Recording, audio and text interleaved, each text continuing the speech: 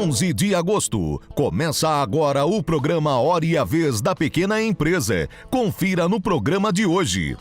O professor Simão Davi Silber falando sobre o momento de incertezas que o Brasil passa, especialmente na área econômica. O advogado Marcos Tavares Leite, continuando o tema da semana passada sobre dispositivos que estão presentes na Constituição e não têm regulamentação. E nesta semana, o presidente do SIMP, Joseph Cury, recebe o coordenador da Unidade de Terapia Intensiva Cardiológica do Hospital Beneficência Portuguesa, André Gasparotto, que falou sobre prevenção e qualidade de vida. Estamos no ar.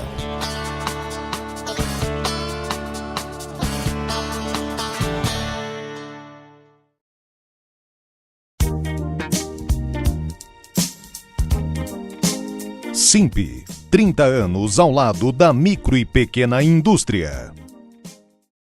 Continuando o tema da semana passada sobre o excesso e as contradições das normas do Brasil, em nível federal, estadual e municipal, vale a pena dar, inclusive, alguns exemplos. Exemplos nós podemos mencionar na questão da fiscalização trabalhista, ainda mais agora, após a reforma trabalhista, mas ainda surgem desconhecimentos e dúvidas sobre a aplicação. É o exemplo do critério da dupla visita, quando se fiscaliza micro ou pequenas empresas. A Lei Geral da Micro e Pequena Empresa, a lei complementar, portanto superior à lei ordinária, que é a CLT, determina que, à exceção da questão de trabalho escravo, falta de registro de empregado, a fiscalização deve ser orientativa, ou seja, primeiro se fiscaliza, aponta-se uma determinada irregularidade, se concede um prazo para o empresário da micro e da pequena empresa se regularizar e, passado esse prazo, vem novamente a fiscalização e a persistir aquela irregularidade, então a autuação. Mas é muito comum que, até por desconhecimento, não se aplique essa questão legal, o critério da dupla visita, e se parta diretamente para a autuação. Em matéria tributária, em matéria de ICMS, não é diferente. Podemos citar exemplos, inclusive, do regulamento de ICMS do Estado do Ceará, que em matéria disciplinar era, de certa forma, contraditório com o regulamento da Secretaria da Fazenda do mesmo Estado. O que se aplicaria, então, era a norma da Secretaria da Fazenda? Era o regulamento? Como se define isso? A partir de uma questão de hierarquia de norma? A partir de uma questão da norma mais nova que pode revogar a lei anterior? Ou pela especificidade?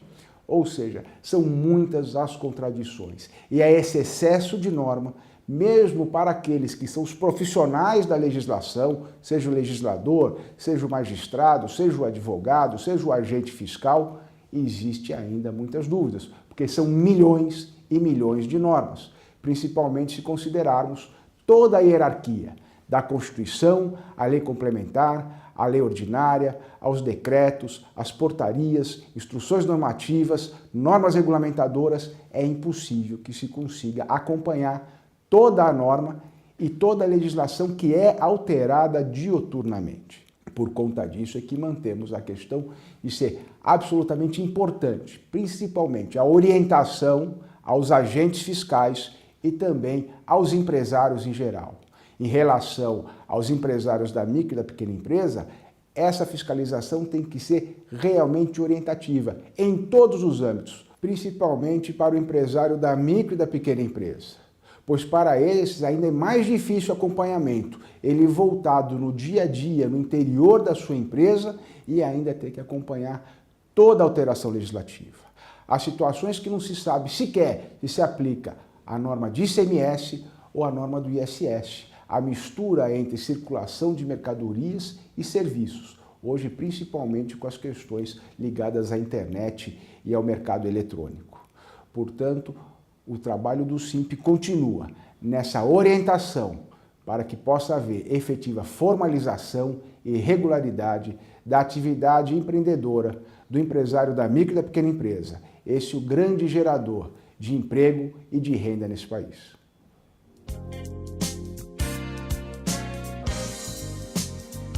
Você já ouviu falar em San Marino? Trata-se do país mais antigo do mundo, localizado dentro da Itália, em cima de uma montanha. Com apenas 61 quilômetros quadrados de extensão, o local pode ser considerado também um dos menores países que existem, contando com apenas 30 mil habitantes.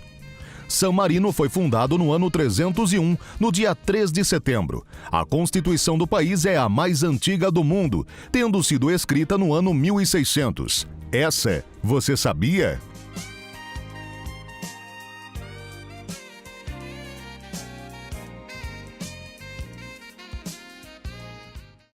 A economia brasileira está atravessando um momento de grande incerteza por fatores externos, ou seja, na economia mundial, e fatores domésticos. Lá fora, os principais eventos que estão trazendo turbulência econômica ao país são, de um lado, o grande aquecimento da economia dos Estados Unidos está levando o Banco Central americano a subir juros de uma maneira sistemática, né, fazendo com que a atração de capitais financeiros voltem para o seu país de origem. Né? Obviamente, um país como o nosso, que depende desses capitais, está sentindo uma turbulência de curto prazo pela subida da taxa de juros lá fora. Em segundo lugar, a beligerância comercial entre os dois principais países do mundo, Estados Unidos e China, que reverberam no mundo todo, inclusive aqui no Brasil, afetando o desempenho das exportações brasileiras. Portanto, é um cenário que não é um cenário de céu de brigadeiro que a gente está vendo lá fora. Aqui dentro, o principal problema, a bem da verdade, nem é um problema econômico, mas ele afeta a economia. É a incerteza política, porque nós estamos muito próximos de uma eleição e o quadro sucessório ainda está bastante indefinido. De qualquer forma, como não há um grande radicalismo, nós não estamos vendo uma turbulência muito grande no mercado interno, as bolsas não estão caindo, não está acontecendo disparada de juros, mas de qualquer forma, muitas decisões de investimento estão sendo postergadas até que a poeira dê uma baixada. Portanto, nós devemos ter nesse ano, em função desses eventos, um desempenho relativamente modesto da economia brasileira, ou seja, o país não deve ter um crescimento da sua produção que ultrapasse 1,5%, que é muito modesto ao potencial do país e em função da capacidade ociosa do desemprego que nós temos. Mas, dadas essas incertezas, nós teremos 2018 como um ano muito modesto.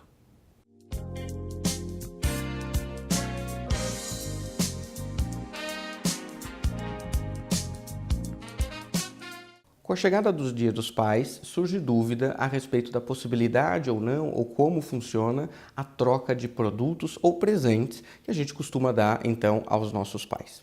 O Código de Defesa do Consumidor, ele não dá ao consumidor o direito de trocar produtos ou mesmo presentes quando esses produtos não apresentam nenhum tipo de defeito. Então, o que está na lei é que, quando você adquire um produto ou um serviço, se esse produto ou serviço apresenta algum tipo de defeito, o fabricante ele tem 30 dias para resolver esse problema, resolver então esse defeito para o consumidor.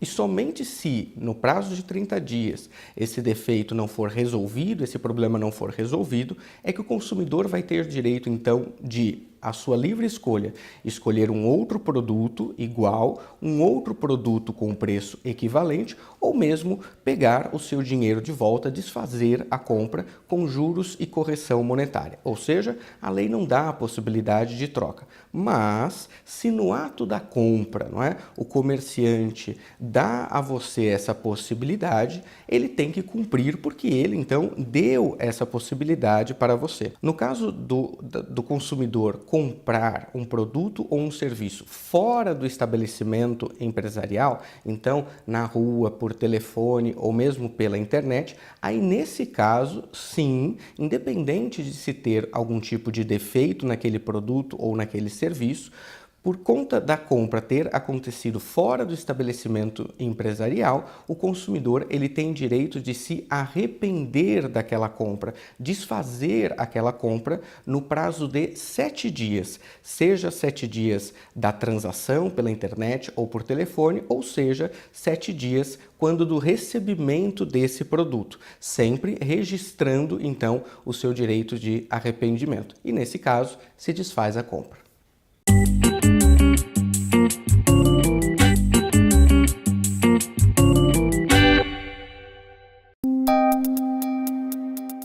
Entrevista da semana.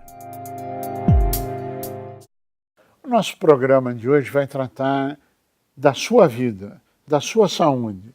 Você que vive com tensão, com estresse, com problemas coronários, com hipertensão, enfim, com diabetes, com todos os traumas do dia, nós trouxemos o especialista, Dr. André Gasparotto, cardiologista da Beneficência Portuguesa, para falar sobre o tema. É um prazer tê-lo conosco. Obrigado, seu Curo. Prazer é meu estar aqui contigo. Muito obrigado. Vamos começar falando do inverno.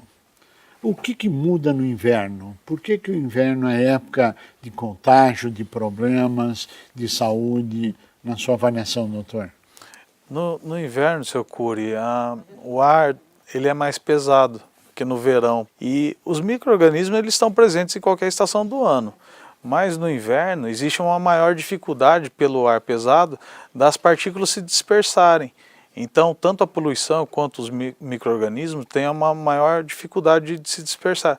Por isso, no inverno, nós temos mais infecções do trato respiratório e alergias também. Rinite alérgica, crises de asma, descompensação nos pacientes que são portadores de doença pulmonar obstrutiva crônica, que são, na imensa maioria, decorrentes do cigarro, né, desses casos. Bem, as bactérias, os germes, etc., ficam no ar, as doenças estão aí.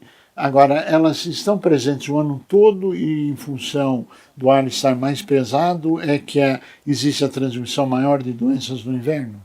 Isso, elas estão aí, né?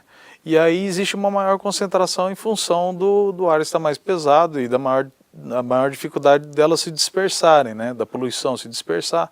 Então é por isso que no inverno nós estamos mais sujeitos às infecções. Sem falar que no inverno a gente fica mais em ambientes fechados, vai ter mais contato com pessoas que estão infectadas, mais pessoas estão tossindo e não tossem da forma correta ou espirram. Qual é a forma correta de espirrar e de tossir? Isso é interessante, porque a maioria das pessoas tossem colocando a mão aqui na boca, né?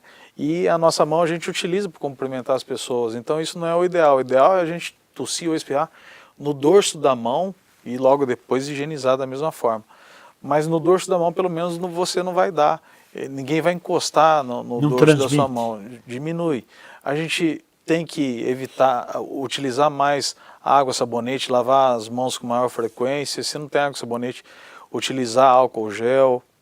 Temos que ter mais cuidados nos sistemas de limpeza, tanto do chão, no carpete e do controle de temperatura, fazer manutenção preventiva do ar-condicionado, fazer a limpeza. Tudo isso é extremamente importante para reduzir as infecções. O ácaro é importante? O ácaro, então, essa é uma outra medida.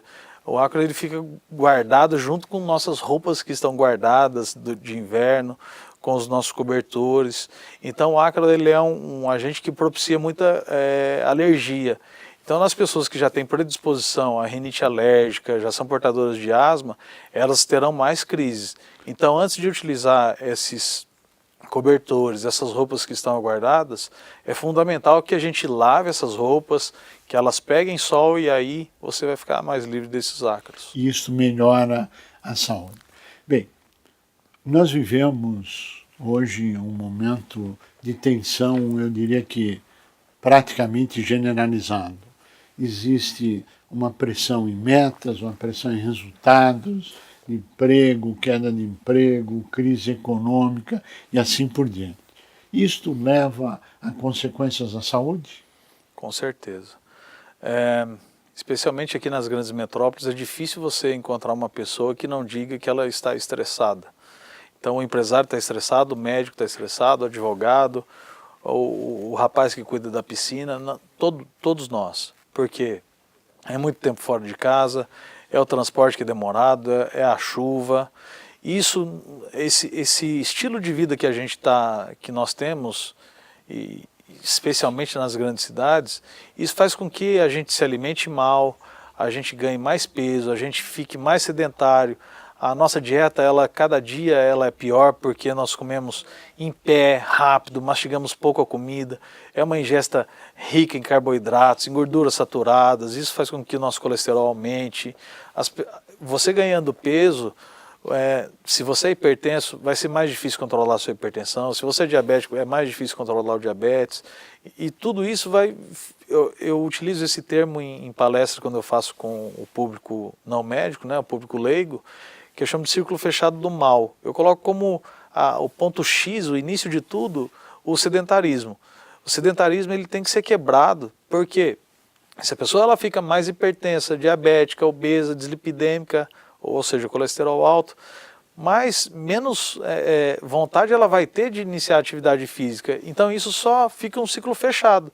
A forma que eu vejo de quebrar isso é atuando no sedentarismo. Como é que se quebra esse ciclo vicioso nessa grande cidade? O sedentarismo é um pedaço, mas o que mais que pode ser feito para tentar aliviar essas tensões? Eu acho que o sedentarismo realmente é o ponto X, é o ponto mais importante. Sem quebrar o sedentarismo a gente não atinge nada, absolutamente nada. Mas é fundamental que as pessoas façam os seus check-ups, que a gente está falando sobre em um local que a gente está falando sobre empresas e tal. É fundamental que dentro das empresas exista algum incentivo para práticas. Tem várias opções, desde meditação, a massagens relaxantes de 5, 10 minutos no horário do intervalo, ou uma vez por semana, faz uma atividade física, a empresa leva um professor de educação física e faz algo para estimular essa quebra do sedentarismo. De novo, então todas as medidas praticamente são tomadas em cima do sedentarismo. Mas é fundamental que a gente tente manter dentro do nosso ambiente de trabalho um ambiente harmônico. Por mais pressão que a gente viva, eu vivo dentro de uma terapia intensiva a maior parte do meu tempo. As tensões ali são enormes, eu lido com pacientes graves todo dia, eu passo visita multidisciplinar com o plantonista, com toda a equipe multidisciplinar, todos os leitos, e temos que tomar as condutas. Então é bastante pressão, mas eu tento fazer isso da forma mais descontraída possível. Eu tento, deixo todo mundo falar. É óbvio que a gente não está ali para fazer gracinha na frente do paciente, claro, né? Senão perde o sentido. Mas eu tento interagir com o paciente de uma forma mais harmônica possível, para quebrar aquele clima e não ficar muito no inconsciente dele, ou até no consciente, de forma consciente, que ali ele vai morrer, que o UTI é lugar de morrer. Não, o UTI é um momento que você está talvez no seu pior momento da sua vida, mas a nossa função é reestabelecer para você ir para sua casa. Então acho que é fundamental a gente atuar em vários setores, na família, que ele fique mais tempo com a família, que preze pela família, que passeie.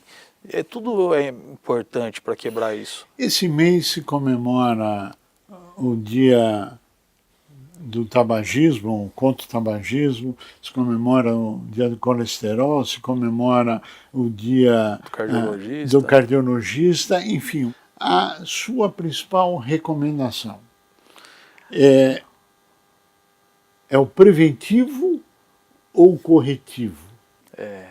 A principal função do médico é promover saúde e não tratar doença. Então, sem dúvida, é a atenção primária, é atuar de forma preventiva. Óbvio que o médico, especialmente se você pega um intensivista, no meu caso, porque eu estou cuidando de pacientes que já tiveram eventos são pacientes mais graves, já infartaram, fizeram cirurgia cardíaca. É um outro mundo. E tem que existir médico em todos os setores, mas claro, o que é primordial no meu ponto de vista é a atenção primária ao paciente, é o médico no consultório, fidelizado àquele médico que faça o seu acompanhamento regular. Recentemente saiu um estudo mostrando que o paciente que tem um médico de confiança e que ele vai naquele médico regularmente, isso reduz mortalidade em comparação ao paciente que vai em vários médicos. Isso é muito óbvio, porque tem uma linha de raciocínio, né? E acompanha a vida do paciente. Exato. Ora, muito se fala de doenças que haviam sido, aspas, extintas no país e que estão de volta. Começando pela vacinação. Na sua avaliação, ela é importante? Ela é indispensável? Cury, a gente vive um momento que o acesso à informação ele é muito fácil. E esse acesso à informação ser muito fácil é um tanto que perigoso também. E a gente vê muito, e um outro termo que está muito na moda, né, são as fake news. Está na tônica. E todos os sites de busca, as redes sociais estão cheios de informações erradas. As vacinas são extremamente importantes. Existem algumas vacinas que podem dar algum efeito colateral, que o custo-benefício não tem, é indiscutível. Se tem uma coisa que o SUS propicia de uma forma muito boa e com muito controle e qualidade, é a vacinação. Isso é muito controlado, desde a sua produção, a conservação e a utilização da vacina. Então é fundamental a vacinação desde os recém-nascidos aos idosos, que tem indicação primordial. Estávamos conversando antes do programa e você colocou a importância da alegria. Que a alegria ajuda a ter uma vida saudável, ajuda a ter uma saúde boa. Sim. É isso mesmo? Com certeza. Essa alegria ajuda em qualquer função que a gente tenha. Se nós somos alegres, se a gente consegue fazer com que o nosso trabalho chegue o mais próximo de um hobby, a gente vai ser muito mais feliz, né? Então o trabalho ele deixa de ser um trabalho, porque trabalho parece estar embutido que você está fazendo alguma coisa que você não gosta. Isso não é verdade. Agora, o oposto é mais verdadeiro ainda, porque especialmente nas doenças cardíacas, a tristeza ela aumenta a chance de você ter um evento cardíaco, um infarto, arritmias. Essas pessoas deprimidas, elas têm muito menos vontade. Imagina só, um paciente que é hipertenso, diabético, são doenças silenciosas. Por vezes o tratamento é caro. E você convencer o paciente da importância do uso dessas medicações já tem uma certa dificuldade, porque o paciente não sente nada. Agora, imagina convencer uma pessoa a fazer um tratamento regular de algo que ela não sinta, não tenha nenhum sintoma, e ela ainda é uma pessoa triste, deprimida. É muito mais difícil. Então a depressão, a tristeza está associada a uma pior qualidade de vida, a menos atividade física. Então, direta e indiretamente, está ligado a maior mortalidade de eventos cardiovasculares. O senhor foi autor de um livro do infarto. Onde é que se acha esse livro? O Cury, ele está nas grandes livrarias aqui de São Paulo e do Brasil inteiro, tem nas lojas físicas, na internet também, nas grandes lojas virtuais, muito fácil de encontrar. E é um livro que é direcionado à população geral, não é um livro para colegas médicos que querem aprender sobre o infarto. Quebrando mitos, é isso? Antes, Isso. Durante e depois do infarto, é isso? Isso. Então, quem quiser saber como evitar, basta comprar um livro e ver ou acessar na internet. Sim. É isso?